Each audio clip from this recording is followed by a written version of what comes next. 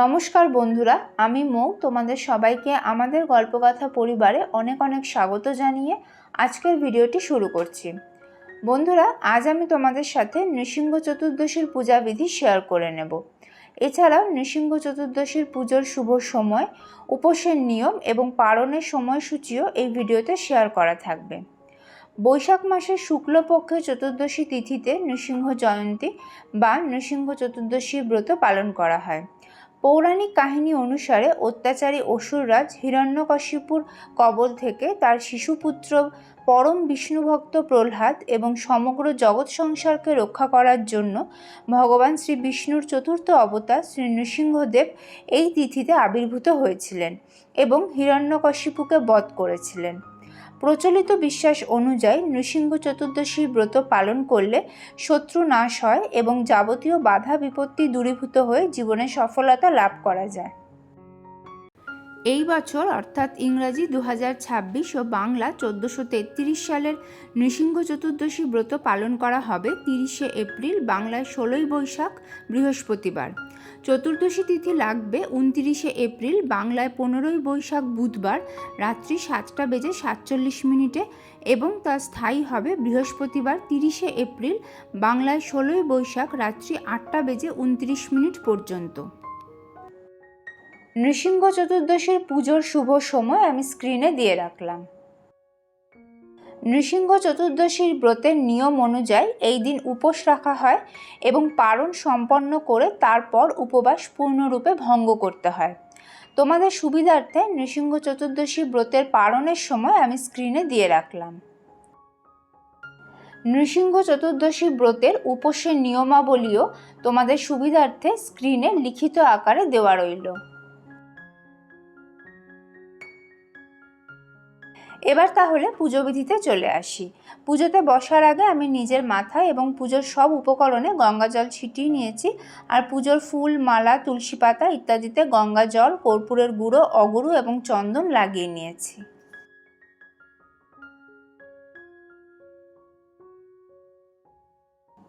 প্রথমেই আমি আচমন আর বিষ্ণু স্মরণ করে নিচ্ছি। হাতে সামান্য গঙ্গা জল নিয়ে নিয়েছি। নম বিষ্ণু, নম বিষ্ণু, নম বিষ্ণু। ওং অপবিত্র পবিত্র বা সর্বাবস্থাঙ্গত পিবা যশ্বরেত পুণ্ডরীকাক্ষং সবাহ্য অভ্যন্তর সূচি, নমসূচি, নমসূচি, নমসূচি। নৃসিংহ চতুর্দশীর পুজোর জন্য আমি আলাদা করে একটা আসন প্রস্তুত করে নিয়েছি। একটা পরিষ্কার কাঠের জলচৌকির ওপর গঙ্গা জল ছিটিয়ে তারপর আমি একটা কাপড় পেতে নিয়েছি। কাপড়ের ওপর আরও কিছুটা গঙ্গা জল ছিটিয়ে ফুলের পাপড়ি, গোটা আতপ চাল এবং কর্পূরের গুঁড়ো সহযোগে আমি পুজোর আসনটি প্রস্তুত করেছি। ভগবান শ্রী নৃসিংহদেবের উদ্দেশ্যে আমি ধূপ এবং দীপ ধরিয়ে নিয়েছি। আমি এখানে তিল তেলের প্রদীপ ধরিয়েছি। প্রদীপে আমি হলুদ রঙের সলতে ব্যবহার করেছি এবং প্রদীপে সামান্য কর্পূরের গুঁড়ো এবং সামান্য একটু হলুদের গুঁড়ো দেওয়া আছে। তোমরা ঘিয়ের প্রদীপও ধরাতে পারো।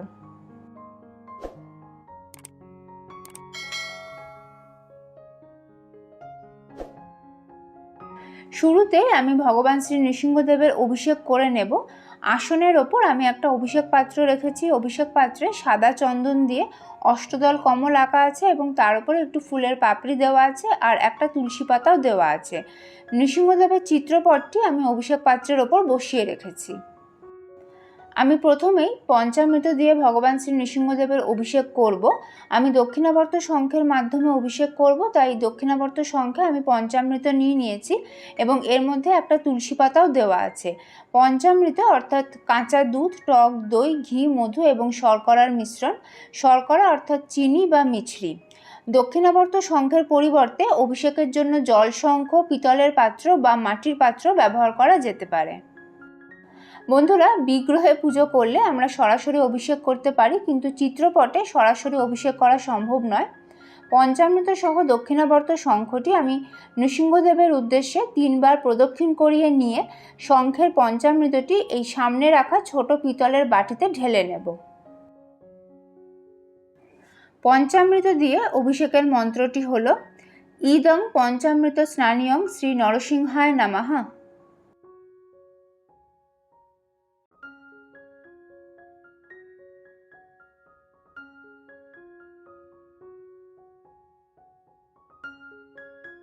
এরপর আমি সুগন্ধি জল দিয়ে ভগবানের অভিষেক করব।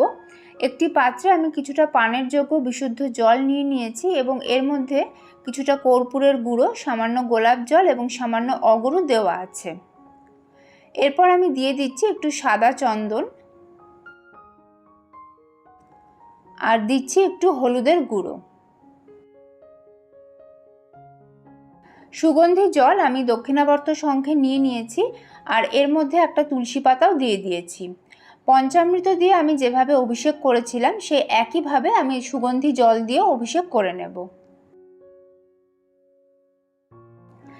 ইদং সুগন্ধি জল স্নানিয়ং শ্রী নরসিংহায় নমঃ, এই মন্ত্র সহযোগে সুগন্ধি জল দিয়ে আমি অভিষেক করে নিচ্ছি।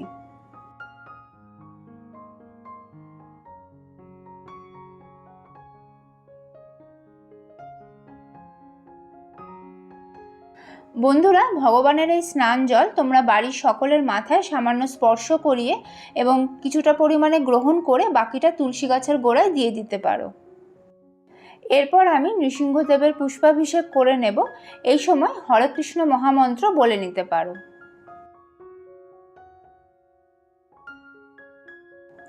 প্রচলিত কিংবদন্তি অনুযায়ী ভগবান শ্রী নৃসিংহদেব গোধূলি লগ্নে বা সন্ধ্যার সময় আবির্ভূত হয়েছিলেন, তাই নৃসিংহ চতুর্দশীর পুজো সূর্যাস্তের পরে করা হয়।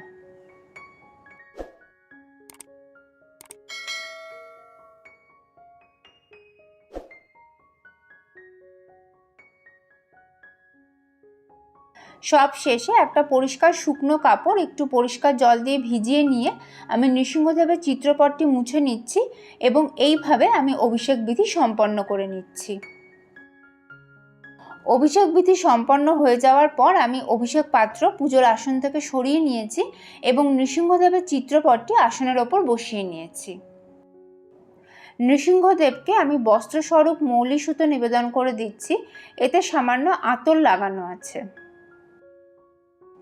নৃসিংহদেবকে আমি একটি পৈতে নিবেদন করে দিচ্ছি।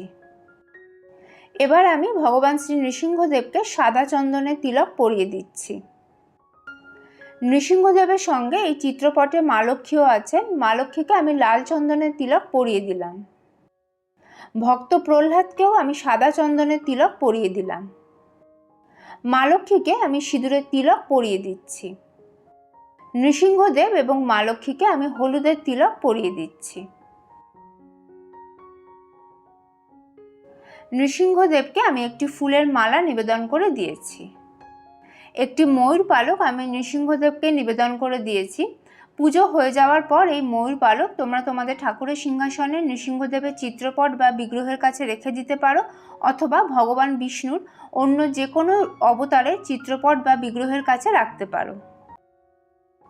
এতানি সচন্দন তুলসী পত্রানি শ্রী নরসিংহায় নমঃ, এই মন্ত্র সহযোগে আমি ভগবান শ্রী নৃসিংহদেবকে শ্বেতচন্দন সহ তুলসী পাতা এবং তুলসী দল নিবেদন করে দিলাম। বন্ধুরা, তোমরা দেখলে যে আমি একটি পাত্রে সাদা চন্দন লাগানো বেশ কিছু তুলসী পাতা নিয়ে ভগবান শ্রী নৃসিংহদেবকে নিবেদন করলাম। নৃসিংহ চতুর্দশীর দিন যত বেশি তুলসী পাতা নৃসিংহদেবকে নিবেদন করা যায় ততই ভালো। তোমরা এই দিন 8 জোড়া, 12 জোড়া, 21 জোড়া বা 56 জোড়া তুলসী পাতা ভগবানকে নিবেদন করতে পারো, আর 108 জোড়া তুলসী পাতা নিবেদন করতে পারলে সবথেকে ভালো হয়। সেক্ষেত্রে তোমরা ভগবান শ্রী নৃসিংহদেবের অষ্টোত্তর শতনামের প্রত্যেকটি নাম স্মরণ করে 1 জোড়া করে তুলসী পাতা নৃসিংহদেবকে নিবেদন করতে পারো। এসো সচন্দন গন্ধপুষ্পই শ্রী নরসিংহায় নমঃ, এই মন্ত্র সহযোগে আমি নৃসিংহদেবের চরণে ফুল নিবেদন করে দিলাম। সম্ভব হলে নৃসিংহ জয়ন্তীর দিন তোমরা নৃসিংহদেবকে একটি সাদা পদ্ম অবশ্যই নিবেদন করো।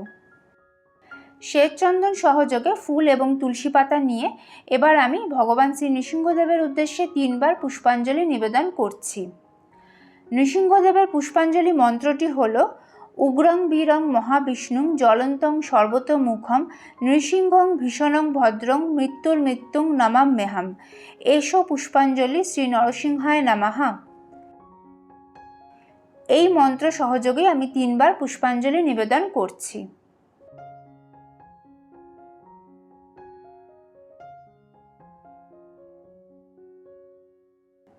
হাত জোড় করে এবার আমি শ্রী নৃসিংহদেবকে প্রণাম করে নিচ্ছি।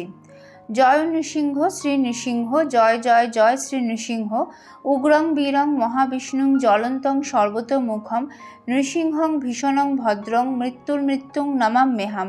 শ্রী নৃসিংহ জয় নৃসিংহ, জয় জয় নৃসিংহ। প্রহ্লাদেশ জয় পদ্মামুখ পদ্মভৃঙ্গ।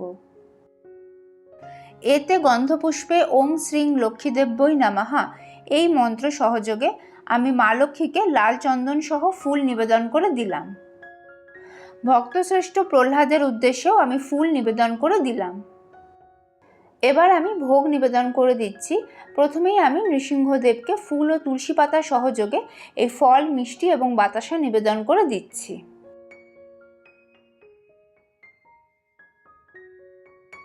বন্ধুরা, নৃসিংহদেবের সবথেকে প্রিয় ফল হলো আম, তাই নৃসিংহ চতুর্দশীর পুজোয় তোমরা ভগবানকে অবশ্যই আম নিবেদন করার চেষ্টা করো। এছাড়াও অন্য যে কোনো ঠান্ডা ফল যেমন শসা, লিচু, তরমুজ এগুলো তোমরা ভগবানকে নিবেদন করতে পারো। লুচি, সুজি, অন্ন বা পরমান্ন ভোগও এদিন নৃসিংহদেবকে নিবেদন করা যায়, তবে পুজোর দিন এগুলি প্রসাদ স্বরূপ গ্রহণ করতে পারবে না। পরের দিন পারণ সম্পন্ন করে তারপর এই লুচি, সুজি, অন্ন বা পরমান্ন ভোগ তোমরা প্রসাদ রূপে গ্রহণ করতে পারবে। দেখো বন্ধুরা, এটি হলো পানাকাম, নৃসিংহদেবের অত্যন্ত প্রিয় একটি পানীয়, যা নৃসিংহ চতুর্দশীর দিন তোমরা ভগবানকে নিবেদন করতে পারো। পরিষ্কার বিশুদ্ধ পানীয় জলের সঙ্গে সামান্য তেঁতুলের কাঠ, আদার রস, গুড়, একটুখানি এলাচ গুঁড়ো ও একটু গোলমরিচের গুঁড়ো মিশিয়ে নিয়ে তোমরা পানাকাম বানিয়ে নিতে পারো। পানাকাম ছাড়াও তোমরা ডাবের জলও এদিন নৃসিংহদেবকে নিবেদন করতে পারো। ফুল এবং তুলসী পাতা সহযোগে আমি নৃসিংহদেবকে পানাকাম নিবেদন করে দিচ্ছি।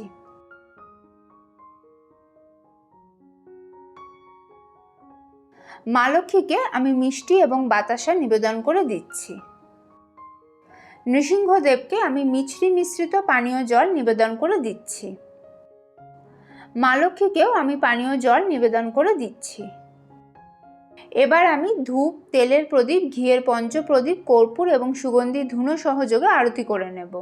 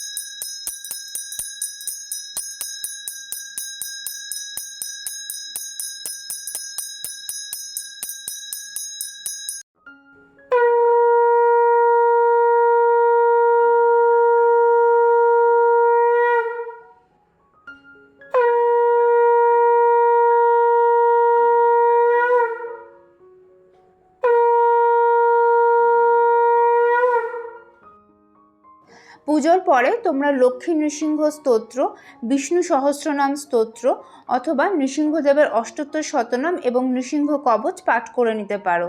এছাড়াও এদিন গীতা পাঠ করা অত্যন্ত শুভ। বন্ধুরা, এই বাংলা ক্যালেন্ডার অ্যাপ থেকে খুব সহজেই জানতে পারবেন কবে কোন পুজো, কবে পূর্ণিমা, অমাবস্যা, একাদশী, এমনকি কবে ব্যাংক ছুটি। আমি নিজেও ব্যক্তিগতভাবে এই অ্যাপটা ব্যবহার করি। সত্যি কথা বলতে খুবই কাজে লাগে। আপনারাও একবার ট্রাই করে দেখুন, ডেসক্রিপশানে লিঙ্কটা দিয়ে দিচ্ছি। পুজোর শেষে আমি ভগবান শ্রী নৃসিংহদেব এবং মা লক্ষ্মীর উদ্দেশ্যে প্রণাম নিবেদন করছি ও পুজোয় কোনো ভুল ত্রুটি হয়ে থাকলে তার জন্য ক্ষমা প্রার্থনা করে নিচ্ছি। তাহলে বন্ধুরা, এই ছিল আজকের ভিডিও। আশা করি ভিডিওটা তোমাদের কাজে লাগবে।